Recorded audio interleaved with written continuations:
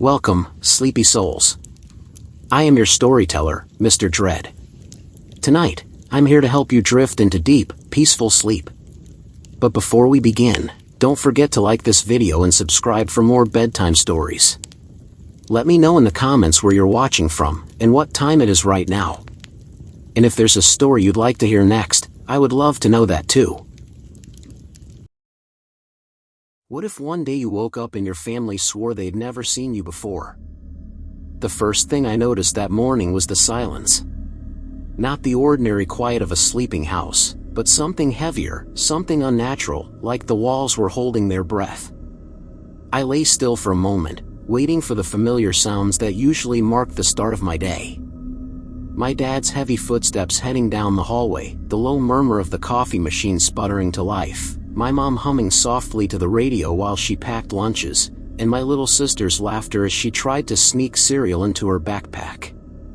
But there was nothing. No sound at all. Blinking against the dim morning light that filtered through my blinds, I sat up in bed. That's when I noticed the first wrong thing. My room wasn't my room. The bed was still there, but not my bed.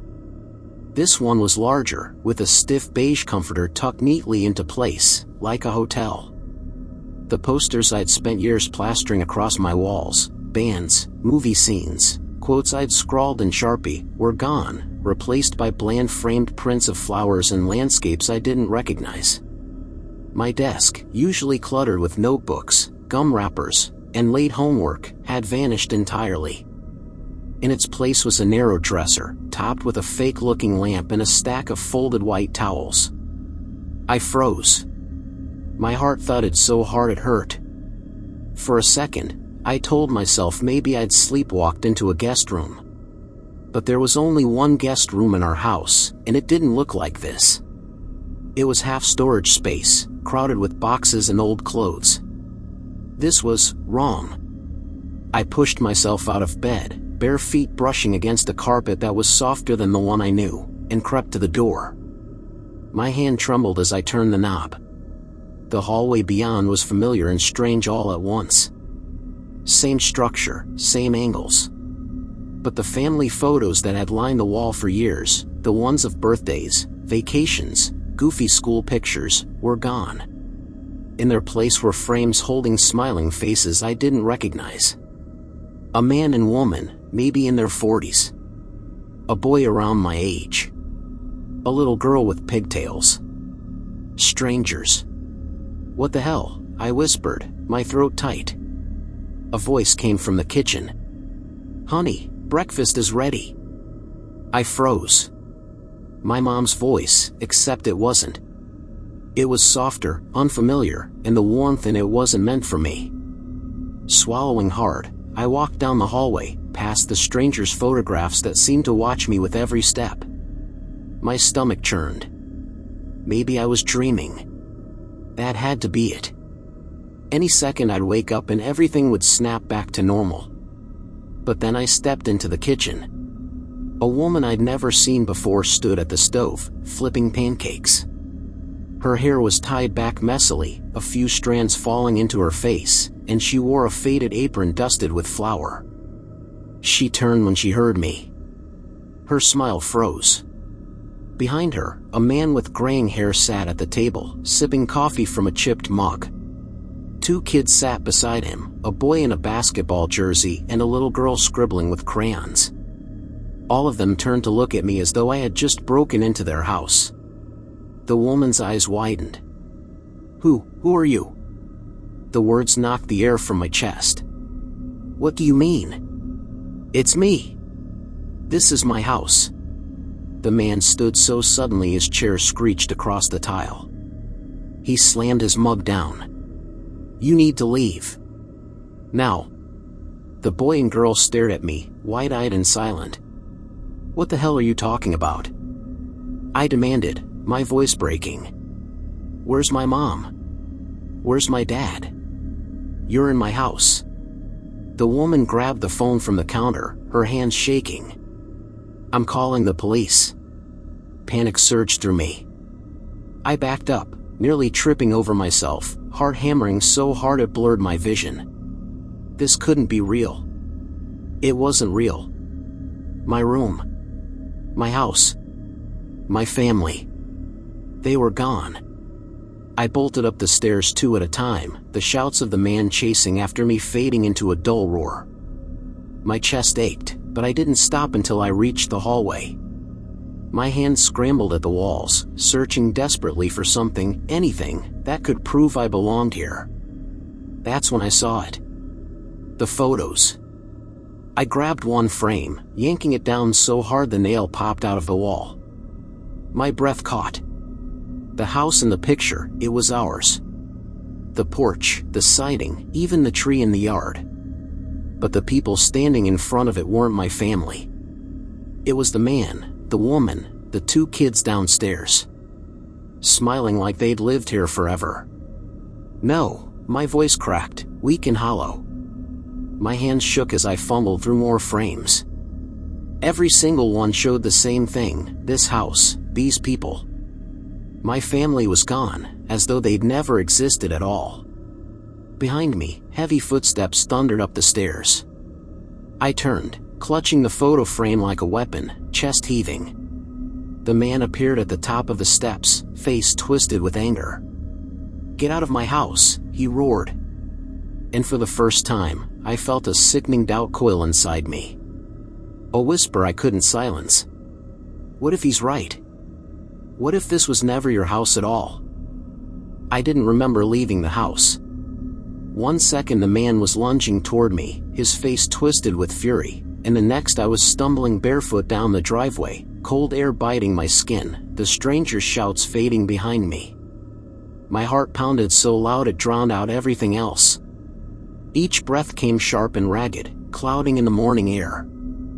I spun around once I reached the street, expecting to see the familiar sight of my neighborhood, the Hendersons' rose bushes across the street, Mr. Whitaker's dented blue truck, the cracked sidewalk where I'd fallen off my bike when I was 7.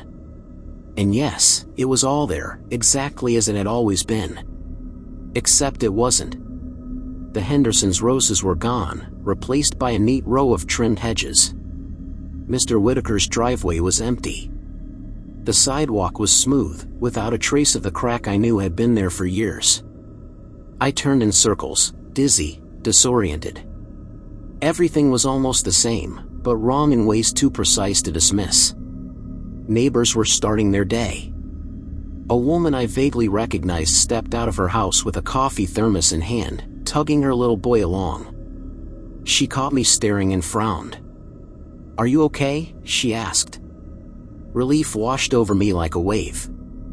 "Mrs. Keller." I gasped, running toward her. "You remember me, right?" "It's me." I gave her my full name, words tumbling out in a panic. "I live right over there, with my parents, and my sister. Something's wrong, there are people in my house and they're saying." She cut me off, pulling her son closer as though I'd threaten him. "I'm sorry, do I know you?" Her words sliced through me. My chest went tight.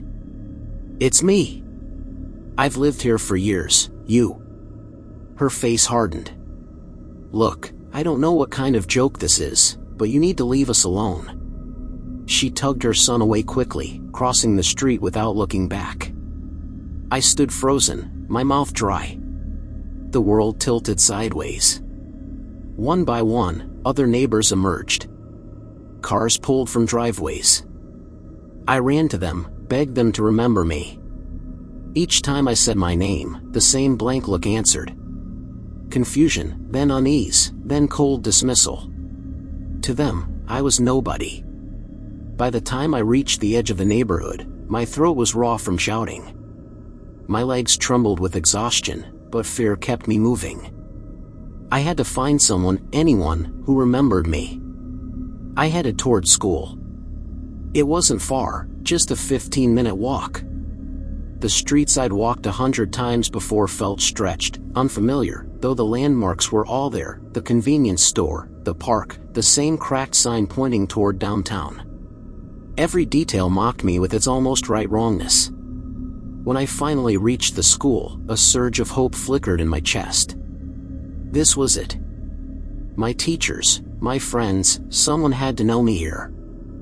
I slipped through the front doors, ignoring the stares of students crowded in the hallway. The familiar scent of disinfectant and cafeteria food washed over me.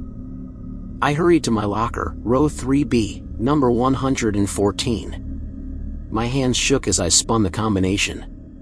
19-27-03. The lock didn't budge. I tried again, fingers fumbling. Nothing. That's when I saw it. The number on the locker, 116. My locker was gone. No, I whispered, stepping back. My voice cracked. No, no, no. Hey, you lost? I turned. A group of kids stood nearby, watching me. One of them was Sarah, my best friend since middle school. Relief burst out of me. I nearly collapsed. Sarah! I cried, running toward her. Oh, thank God, you know me, right? Tell them. It's me. She frowned, her head tilting slightly. Do. I know you. Her voice cut like glass. I stopped short, the air leaving my lungs. What? I've never seen you before, she said carefully. The other kids laughed, exchanging looks, whispering like I was some pathetic joke. My knees felt weak. The world blurred around me. I stumbled into the office, begging the secretary to check my records, my student file, anything. She typed my name into the computer, expression blank. There's no student here by that name, she said flatly. I left before the security guard could force me out. My vision swam with tears I refused to let fall. The cold air slapped me as I stumbled outside again, the weight of my erasure crushing me from all sides. I didn't know where to go. The streets stretched endlessly, cruel in their familiarity. My legs carried me blindly, past houses, past strangers who glanced at me like I didn't belong, until I found myself by the edge of town. That's when I heard it. A faint crackle of static, carried on the breeze. I froze, head snapping toward the sound. Across the street stood a small electronics shop. In the window, an old radio sat on display, dusty and forgotten. Its dial glowed faintly, the speaker hissing with static. Then, a voice emerged. My voice. It spoke my full name, clear as day. My stomach dropped. You don't belong here. The words repeated, distorted, as though the air itself was breaking apart. You don't belong here. You don't belong here. I stumbled backward, my legs shaking so hard I nearly fell. The radio fizzled, the glow fading, and then went silent. For a long time, I just stood there, rooted to the sidewalk, my breath clouding in the chill. My mind screamed at me to run, but my body wouldn't obey. And then... Hey, a voice whispered. I spun around. An old woman stood a few feet away, her clothes ragged, her eyes cloudy and distant. She was staring at me with a look I couldn't name, fear, pity, maybe both. Her voice was hoarse, barely audible. You shouldn't be here, she said. Stay away from mirrors. The old woman's words clung to me long after she disappeared into the crowd like a shadow slipping beneath the surface of water. Stay away from mirrors. Her voice had carried the weight of a warning meant to save me, not scare me, but it did both. It echoed in my head with every step I took, a whispering refrain I couldn't shake. I wandered without direction, lost in a haze of fear and confusion, until my legs led me to a place I hadn't intended to find, the library. It loomed before me, its brick walls darkened by age, the windows reflecting the gray sky like vacant eyes. The library had always been a kind of refuge for me, a quiet place to disappear when the world felt too heavy. Maybe some part of me believed I'd find answers in the endless rows of books, or maybe I just wanted somewhere to hide. Inside, the air was thick with the scent of dust and paper, that particular stillness that always lingered between the shelves. The librarian, a woman I'd known since childhood, sat at the front desk, tapping away at her computer. I forced myself to approach, gripping the counter so tightly my knuckles turned white. "You know me, don't you?" I whispered, as though speaking too loud would shatter the fragile hope in my chest. She glanced up, her expression polite but blank. "I'm sorry, dear, do you need help finding something?" My mouth went dry. The answer was the same everywhere. No recognition. No memory. No me. I mumbled something incoherent and backed away, heart pounding. My legs carried me into the stacks, deeper into the labyrinth of books, until I couldn't hear anything but the faint hum of the building and my own uneven breathing. I slumped against a shelf, burying my face in my hands. That's when I noticed it. A flicker of movement in the corner of my eye. I froze, lowering my hands slowly. The library was empty, silent. But at the end of the aisle stood a tall, rectangular mirror, leaning against the wall as though it had been left there by accident. It didn't belong. The library didn't have mirrors. The old woman's warning returned with a force that made my stomach clench. Stay away from mirrors. But my eyes were already locked on it. Step by step, I moved closer, my pulse a frantic drum in my ears. My reflection grew clearer with each foot of distance I closed. My hair messy, my clothes rumpled, my face pale with exhaustion and fear. I looked like myself, and yet not. I stopped a few feet away, breath caught in my throat. My reflection was staring back, every detail correct, except for the eyes. They were just a little too sharp, too focused. Like they weren't mimicking me at all, but watching me. I raised a hand, slowly, shakily. My reflection lifted its hand too, but not in sync. It moved a fraction of a second too late, like it had to think about it first. My knees went weak. I staggered back, nearly knocking over a cart of books. My reflection's lips curved into a small, deliberate smile. Mine didn't. A sound tore from my throat, half gasp, half sob. I spun away, stumbling blindly down the aisle. I didn't stop until I reached the far side of the library, chest heaving, sweat chilling my skin. When I finally dared to glance back, the mirror was gone.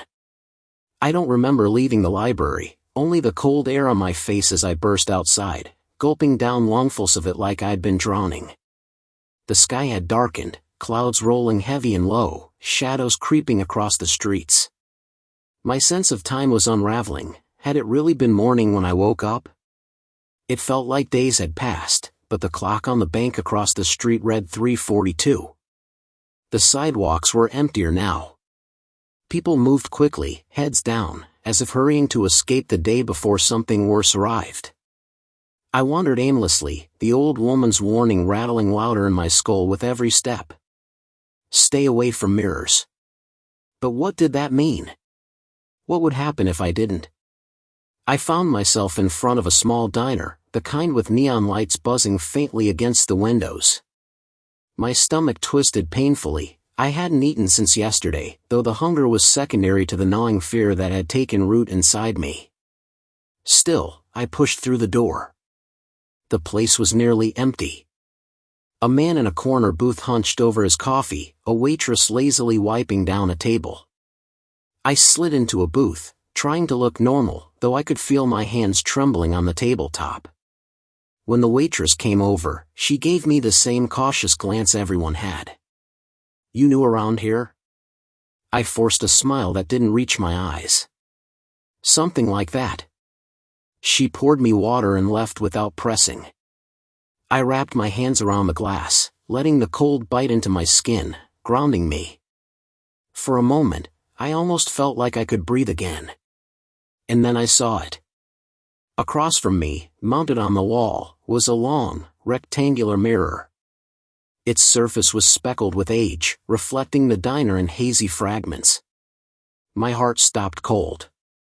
I tried not to look, but my gaze dragged to it against my will. My reflection sat across from me, hands wrapped around a glass of water. Except, it wasn't moving. Not at all. I shifted in my seat, pulse hammering. My reflection stayed perfectly still, staring at me with that same sharp-eyed intensity I had seen in the library. The glass slipped from my hands, water spilling across the table. My reflection's hands remained locked in place, gripping a glass that no longer existed. Then, slowly, deliberately, my reflection leaned forward. Its lips moved, forming words I couldn't hear. But I knew. It was mouthing the same phrase the radio had whispered. "You don't belong here." The lights in the diner flickered once, twice, then went out completely. The diner was plunged into darkness, the only light spilling weakly through the front windows from the street lamps outside. Gasps rose from the other customers, chairs scraped, and the waitress cursed under her breath as she fumbled for a flashlight. But I couldn't move. I sat frozen, my breath coming in shallow bursts, eyes locked on the mirror across from me. Even with the lights out, I could see it, the faint shimmer of my reflection's eyes glowing back at me, its face faintly illuminated though mine was swallowed by shadow. Slowly, like smoke dissolving into air, the reflection vanished. The mirror showed nothing now, not me, not the room, not anything. Just empty black. I stumbled out of the booth, nearly slipping on the wet floor where I'd spilled my water, and shoved my way through the door into the night air. The neon sign flickered overhead, buzzing faintly. My chest felt tight, like invisible hands were closing around it. I didn't stop running until I reached the end of the block. When I finally slowed, I found myself back near the edge of my neighborhood, my house looming in the distance like a wound in the world. I didn't want to go back, not with those strangers inside, but some part of me knew the answers had to be there. My home, or what should have been my home, was the only place that tied me to who I was. I crept along the side of the house, heart in my throat, and found the old stone doors that led down into the basement. They creaked loudly as I pulled them open, the smell of damp concrete hitting me like a wave. I slipped inside, moving by memory alone, until I found the shelf near the furnace. There. The box. When I was younger, I used to stash things there, old toys, comic books, little treasures I didn't want anyone to throw away. My parents teased me for hoarding junk, but I always swore I'd keep it hidden. If this was truly my house, the box would still be there. And if it wasn't? My hand shook as I reached behind the pipes. My fingers brushed cardboard. My breath caught. Slowly, I dragged the box out into the faint light. It was mine. I knew it instantly. Stickers half peeled on the lid, one corner torn from when I'd shoved it under too quickly years ago.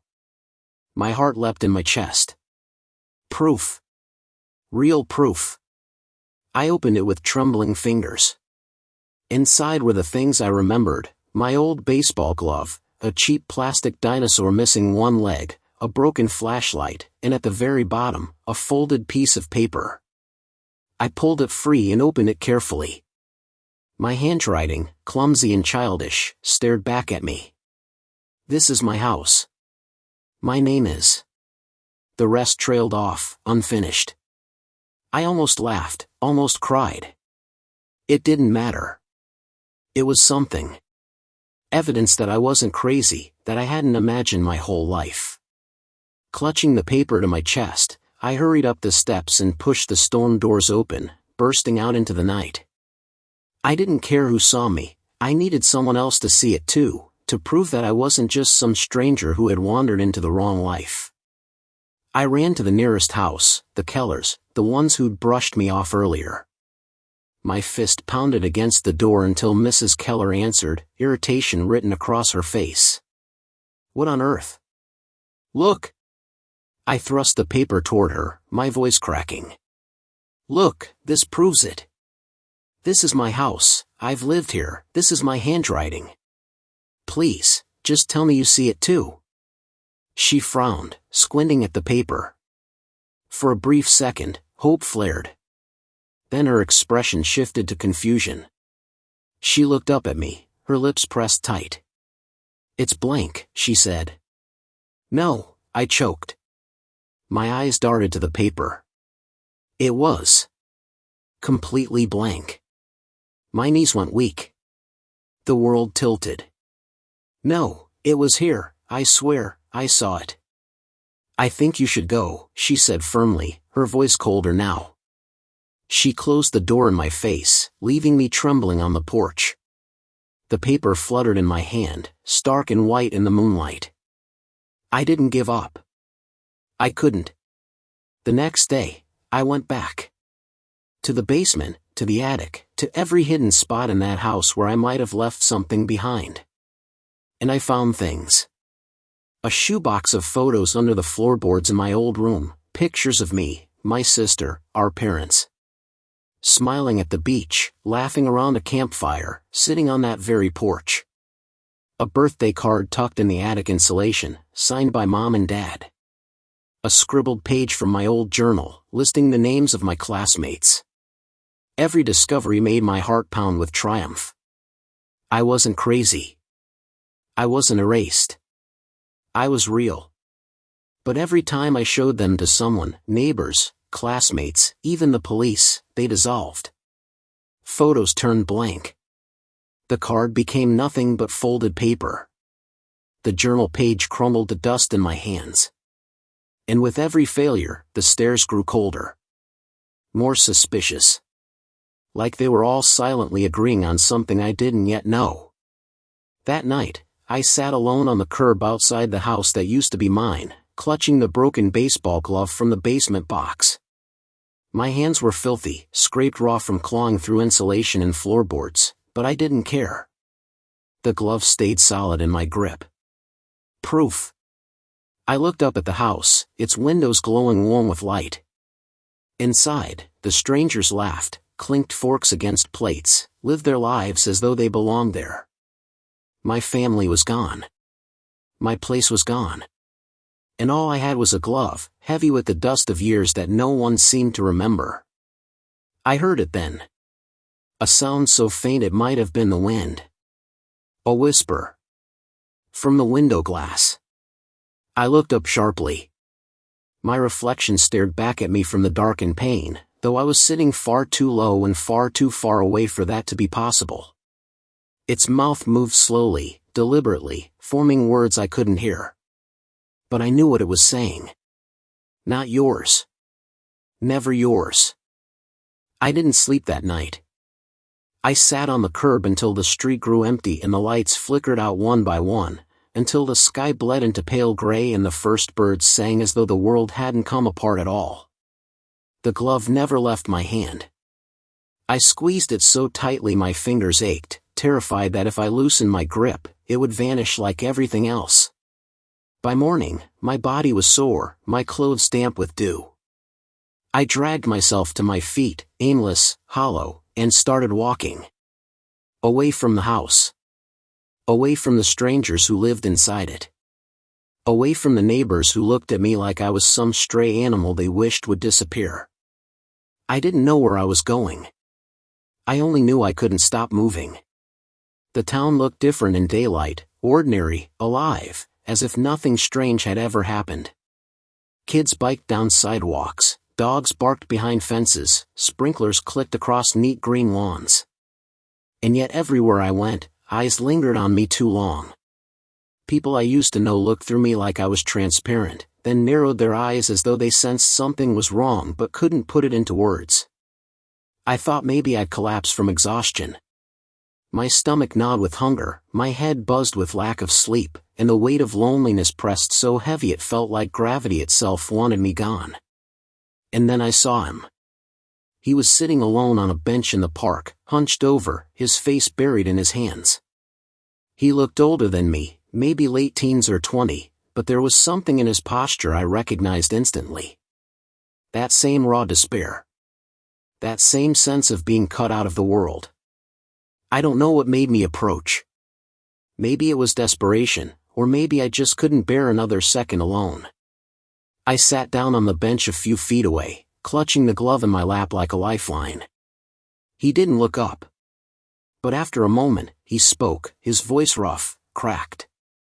"They don't remember you, do they?" The words slammed into me. My chest seized. "What did you just say?" Finally, he lifted his head. His eyes were bloodshot, hollow, and there was a faint tremor in his jaw. He stared at me like he'd been waiting for me all along. "They told me the same thing," he said. "That I don't belong here. That this isn't my life. My family, my friends, all gone." He laughed bitterly, a sound with no joy. "You think you're losing your mind, don't you?" I nodded slowly, my throat too tight for words. "You're not," he whispered. He leaned closer, his breath ragged. "It happened to me. It's happening to you. And it's not a mistake." Cold washed over me, prickling my skin. "What do you mean?" I croaked. "Why? Why us?" He shook his head, gripping his knees. "I don't know. But they warned me too. About the mirrors." I didn't listen. His eyes flicked to the side, haunted. "Don't make the same mistake." My pulse hammered. I wanted to ask him everything, who they were, what the mirrors had to do with any of this, if there was a way to fight back. But before I could, he suddenly went still. His gaze snapped past me, to something over my shoulder. I turned, heart pounding. The park was empty, nothing but trees and distant houses. When I looked back, the bench beside me was empty. He was gone. Not just gone, vanished. No footsteps, no sound, no sign he had ever been there at all. The indentation in the bench where he'd sat was already rising, like the world was erasing him as quickly as it had erased me. I shot to my feet, spinning in circles. "No! No, you were here. You were real." My voice tore through the still morning air, startling a flock of birds from the trees. My chest heaved as I screamed until my throat burned, but no one answered. Tears blurred my vision. I staggered forward, my body shaking uncontrollably, until I collapsed onto the grass. My fingers clawed into the dirt, desperate to feel something solid, something that wouldn't dissolve when I reached for it. And then I heard it. A faint whisper, so soft I thought it was in my head at first. "You're next." The voice came from somewhere close, too close. I jerked upright, spinning around. The park was empty. My pulse thundered in my ears. The whisper came again, curling around me like smoke. "You're next." I scrambled backward, tripping over the edge of the bench, clutching the baseball glove like it could protect me from whatever horror was circling unseen. And then, just for an instant, I saw it. In the black glass of a lamppost nearby, my reflection stared back at me. Not matching, not mimicking. Watching. Its lips moved, soundless but clear. "Not yours. Never yours." I don't remember walking back to the house. One moment I was in the park, staring at that warped reflection in the lamppost, its lips mouthing words I couldn't bear to hear again. The next, I was on my own street, the sun slanting lower, the shadows stretching long and thin across the pavement. I couldn't recall the in-between. My legs carried me as though on autopilot, each step mechanical, every thought drowned beneath the whisper that still rang in my head, "Not yours. Never yours." The house loomed at the end of the block, so ordinary, so painfully familiar. White siding, trimmed hedges, the squeaky mailbox with the dent in its side that I'd kicked years ago when it wouldn't open. Everything in me screamed not to go closer, yet my feet dragged me up the walkway anyway, like some invisible tether yanking me toward the door. Through the living room window, I saw them. My family.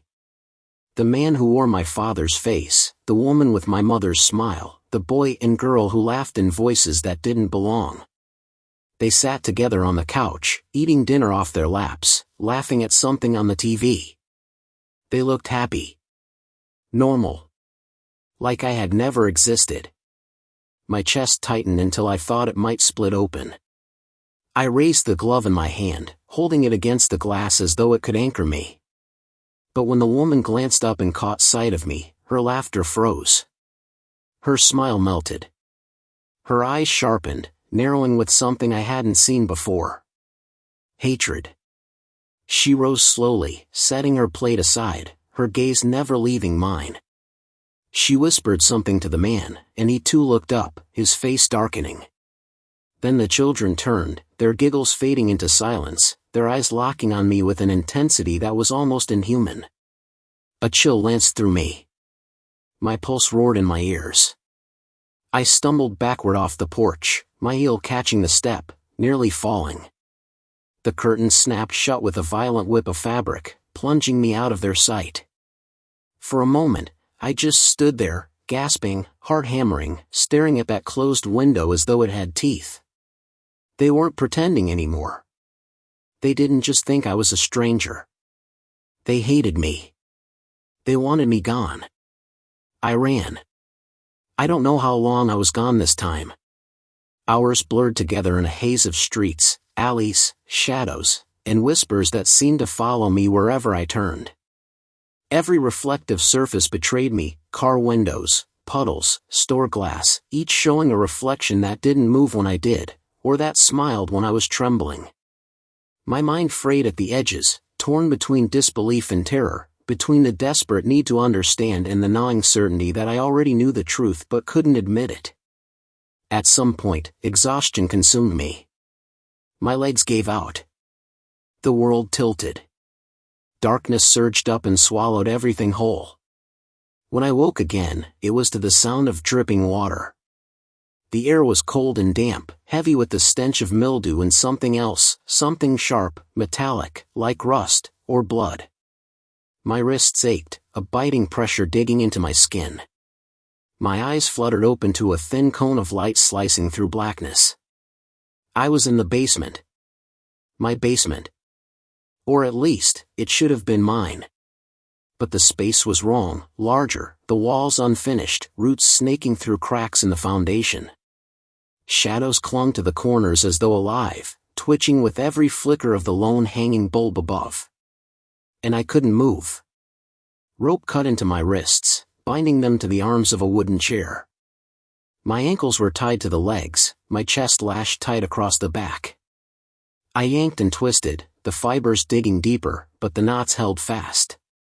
My breathing quickened into ragged gulps, the taste of dust clogging my throat. I tried to think, how did I get here? Did someone drag me? Did I walk down myself? But my memory was a blank, a smooth stretch of nothing where hours should have been. Then came the sound of footsteps. Slow, deliberate, descending the stairs one creak at a time. Each groan of wood was a countdown, pulling me deeper into the nightmare. I strained against the ropes, my muscles screaming, my heart battering my ribs like a trapped bird. And then I saw her. The woman, my not mother, stepped into the pale light, her expression calm, too calm, her hands folded in front of her apron as though she'd just come from the kitchen. But her eyes burned with a cold fire that stripped away any illusion of kindness. "You should have left," she said softly, almost tenderly. "We warned you." Her voice was steady, but behind it I thought I heard something else. A layering, like two voices speaking through the same mouth, one human, one not. I shook my head violently, the chair rattling. "What do you want from me?" I choked out, my voice hoarse. "Why are you doing this? This is my home. My family." Her lips curled into something between a smile and a sneer. She crouched until her face was level with mine, so close I could see the tiny veins spidering in her eyes. "No," she whispered. "It never was." The bulb above us flickered once, twice, then plunged the basement into darkness. And in that pitch-black void, with her face inches from mine, I heard it again, an echo of the same whisper that had followed me for days. I couldn't tell if my eyes were open or closed, if the world around me had collapsed into nothing or if I had simply been swallowed whole. My heart slammed against my ribs, every pulse a thunderclap in my ears. The rope bit into my wrists as I struggled, my breaths sharp and shallow, each one dragging the damp, mold-heavy air deeper into my lungs. Then came the sound, a scraping noise, faint at first, like fingernails against concrete. It circled me, moving through the shadows, echoing low against the walls. I froze, straining to listen, desperate to pinpoint its source. The bulb above me flickered once more, just long enough to illuminate the woman's face still inches from mine. Her eyes were wide now, unblinking, her lips stretched into a grin too wide, teeth glinting in the half-light. And then, before the bulb sputtered and died again, she was gone. Silence. I don't know how long I sat there, minutes, hours, maybe longer, until I realized the ropes around my wrists were loosening. Not untying, not undone, but fraying, snapping strand by strand as though unseen hands were working them apart. My skin stung from the fibers cutting loose, but finally, with one last desperate wrench, my right hand tore free. My fingers trembled as I clawed at the knots binding my chest, my ankles. The rope fell away, and I staggered to my feet, nearly collapsing as blood rushed back into my numb limbs. I backed into the corner, chest heaving, ears straining for any hint of movement. Nothing but the slow, steady drip of water somewhere in the dark.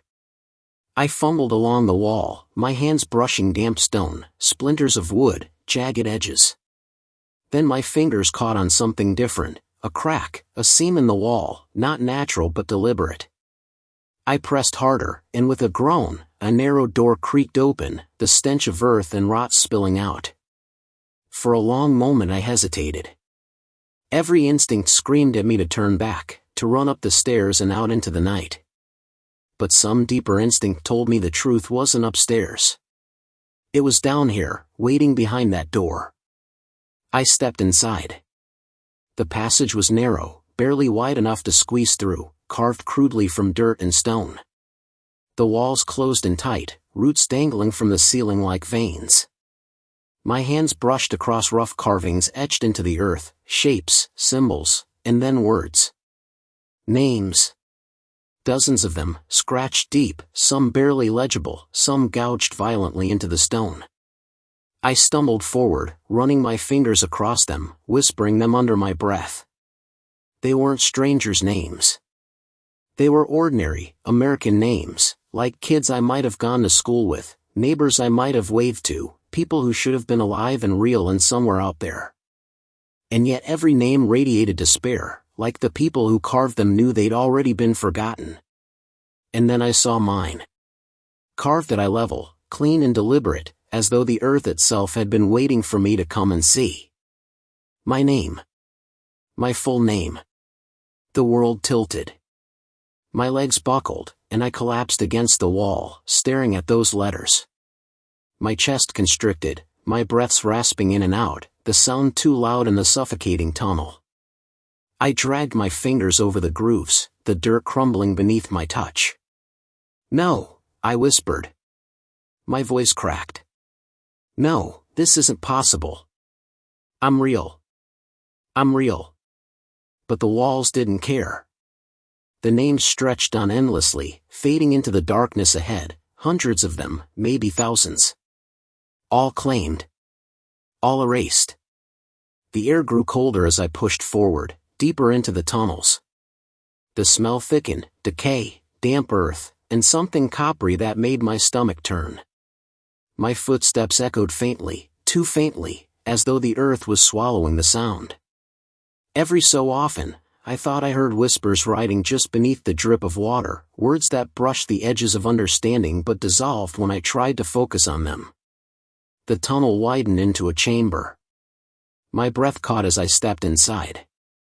The walls here were covered, floor to ceiling, with scratches, gouges, and marks. Not just names this time, but please. Help me. Don't forget me. I was here. The words layered over each other, desperate, frantic, as though dozens of hands had clawed them into the stone with their last strength. And in the center of the chamber stood a mirror. Tall, cracked, its surface fogged with age. Yet as I approached, the glass cleared, rippling like water. My reflection wavered into focus, but it wasn't me. Not exactly. The figure in the mirror wore my face, but the eyes were too wide, too bright, and the smile was wrong. It raised a hand, pressing its palm to the glass. Slowly, unwillingly, my own hand lifted, mirroring it. Our palms aligned, only the thin sheet of glass separating them. My skin tingled where it touched, a cold seep threading into my bones. Then its lips moved. "You were never theirs," it whispered, though no sound left the glass.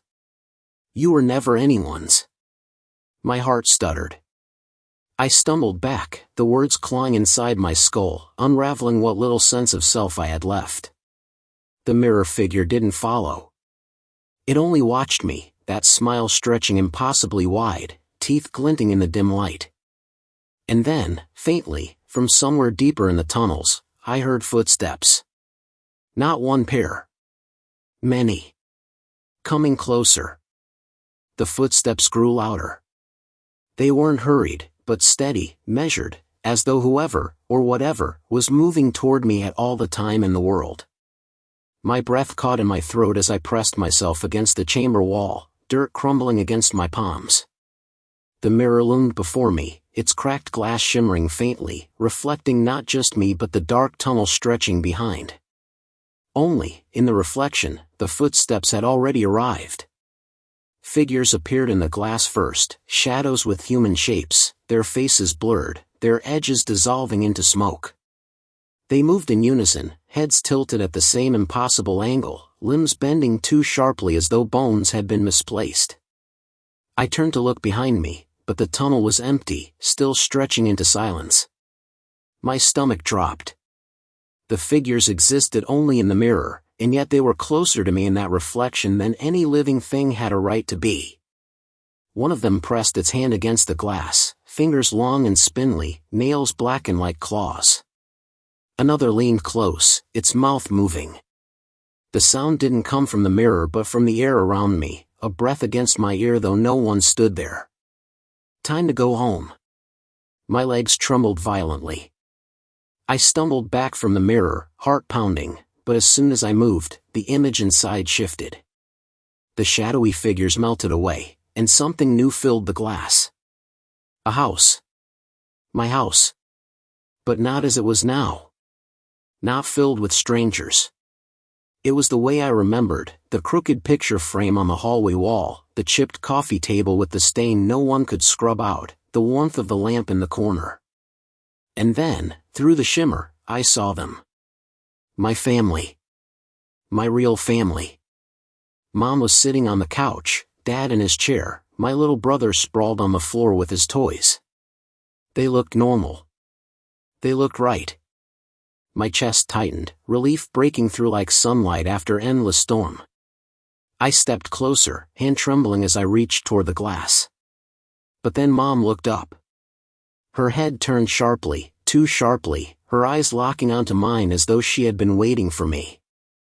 Her smile widened slowly, stretching far beyond the natural lines of her face. "Where have you been?" she asked, her voice muffled but unmistakable, echoing through the glass. My breath hitched. I stumbled back, shaking my head. "Mom?" My voice cracked. It's me." Dad rose from his chair. His body seemed normal until he took a step closer to the glass, and his legs bent wrong, one backward at the knee. He didn't stumble. He didn't fall. He just kept walking, the movement fluid, wrong, inhuman. "Come back," he urged. His voice was deep, distorted, vibrating in my bones. "We've missed you." My little brother turned his head, and the sound that escaped his mouth wasn't words but a high, warbling screech like an old radio signal struggling to find a station. His eyes were solid black, gleaming in the flickering light. "No," I whispered, shaking violently, backing farther from the mirror. "No, that's not real. That's not you." But the figures pressed closer to the glass. Their hands slid along the surface as though they could push through at any moment. The glass rippled beneath their touch, bending inward like water ready to break. Mom tilted her head, her voice syrupy and sweet, yet underpinned with something sharp and venomous. "It's not too late. Step through, and everything will be the way it was. Your room, your life, your family. Her eyes narrowed, pupils swallowing her irises. Don't you want what's yours? Tears blurred my vision. I wanted to scream, to deny her, to run from that chamber and never look back. But a part of me, some desperate, broken part, ached to believe her. To believe I could step through and wake up from this nightmare. But then, from deep within the mirror, behind the warped versions of my family, another shape appeared. At first I thought it was just another shadow, a distortion in the glass. But as it drew closer, I saw its face. My face. Pale, hollow-eyed, lips moving in frantic silence. My reflection's hands pounded against the inside of the glass, shaking its head violently, eyes wide with terror. Don't. The word formed clear as day on its lips, though no sound carried through. It slammed its fists again, over and over, until cracks spiderwebbed across the glass. The distorted family froze, their smiles faltering, their bodies twitching with jerky spasms as if the warning had broken some unspoken rule. The footsteps returned then, real this time, echoing through the tunnel behind me. Dozens of them, closing in fast. The mirror shook, light flaring across its fractured surface. I stood trapped between two horrors, the warped family reaching for me through the glass, and the unseen things coming from the dark. And for the first time since this nightmare began, I realized the truth. There was no safe way out. The chamber seemed to shrink around me, the walls pressing closer, the air thickening until every breath felt like it might choke me. The mirror quivered in its frame, the cracks branching wider, spilling thin rivulets of light into the dirt floor like veins of fire. My reflection inside was still pounding, its face wild with desperation, mouth stretched wide in a silent scream, Don't. Don't go with them. Behind me, the footsteps surged louder, filling the tunnel. I didn't dare look back, afraid of what I'd see if I did. The sound was too many at once. Too many feet moving in perfect rhythm, too deliberate, too synchronized. Not people. Not anything human. The distorted family in the glass began to flicker. One moment they stood smiling, coaxing me closer, promising warmth and home. The next, their faces slipped like melting wax, revealing hollow sockets and slack jaws, bones too long for skin that sagged in folds. Their voices overlapped, layered in harmony and dissonance all at once, a chorus of promises and threats. Come home. You were never meant to leave. Come home. This was never yours to begin with. The words throbbed inside my skull, pounding against bone until I thought my head would split. My knees buckled. I pressed my hands to my ears, but the voices came from inside me, a truth lodged too deep to block out. And then, with a sudden clarity that felt like ice water sluicing through my veins, I understood. This world was rejecting me. I was not being pushed out of my life. I was being corrected. The family I remembered, the meals, the laughter, the birthday candles and bedtime stories, none of it had ever been mine. I had worn it like a mask, borrowed it like stolen clothing. Something, somehow, had placed me where I didn't belong, and now reality itself was sealing the tear I had made. The names etched into the tunnel walls flashed in my mind. Not victims. Not mistakes. Others like me. Others who had lived lives that were never theirs, who clung desperately to borrowed families, borrowed homes, borrowed love. And one by one, they had been erased, their names left behind as scars in the earth. I staggered to my feet, trembling. No, I whispered, though the word sounded hollow even to me. No, I'm real. I'm real. I have to be. But even as I said it, my body betrayed me. My hands blurred at the edges, the dirt wall behind them faintly visible through my skin. My reflection in the glass flickered, sometimes matching me, sometimes lagging, sometimes gone altogether. My existence was unraveling, thread by thread. The footsteps stopped. Silence swept through the tunnel, so heavy it pressed against my chest like a physical weight. I dared a glance over my shoulder. Shapes filled the darkness, figures with no faces, no details, only outlines of people carved from shadow. They didn't move. They only stood there, dozens of them, maybe hundreds, their heads tilted in the same unnatural angle, watching. And then, in perfect unison, they whispered. Not yours. Never yours. The mirror flared, light exploding from the cracks as though it couldn't contain what pressed against it. My distorted family lunged forward, hands reaching, the glass bending like liquid under their weight. My other self, the one that had been pounding warnings, screamed in silence as the glass gave way, shattering outward in a spray of shards. I threw up my arms, but the shards didn't cut. They dissolved before they touched me, sinking into my skin, my bones, my blood. My body spasmed, vision blurring white-hot as if every nerve was set alight. The world fractured into pieces, snatches of voices, flashes of faces, fragments of rooms both familiar and strange. And threaded through it all was a single, unbearable truth. I was never supposed to exist. The family I remembered was never mine. The home I loved was never mine.